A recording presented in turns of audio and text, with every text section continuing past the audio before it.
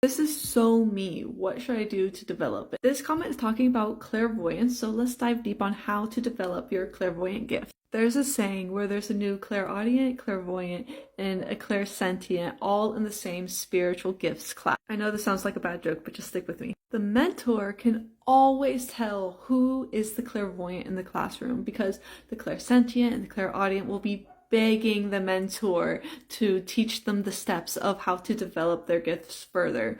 But the clairvoyant will be begging the mentor on how to turn off their gifts. Being clairvoyant can actually be pretty scary in the beginning, so I really want to preface this by asking you to really look deep inside and see if you want to go down this path. There is always a learning curve before you can fully control your clairvoyance. So just be warned, you'll start to see some very weird things at the least opportune time. Speaking of control, we want to make sure we set up our boundaries with our spirit team before we go seeking out any more intense vision. We need to understand that we do not want to see spirits approach us while we are doing some very grounding things like driving a car, having a conversation with a loved one, or falling asleep.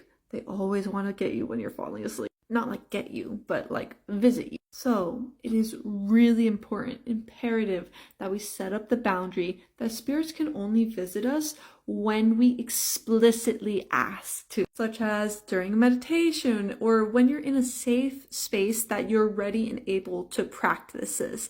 Conscious consent is key. So how do we actually set up these boundaries? We simply tell our spirit guides that we do not want to see anything unless we explicitly ask for it. At no other times are we willing to see any entity. Now that we got that out of the way, how do we actually develop these clairvoyant gifts? There are a couple of ways to do this, but they have to be done in order. The first way is to do shadow work. And I know this is going to piss off a lot of people, but let me explain. Turning on clairvoyance is gaining deeper access to your third eye. You may hear a lot of warnings about opening your third eye too quickly, and that is because your third eye is near the top of your energetic body.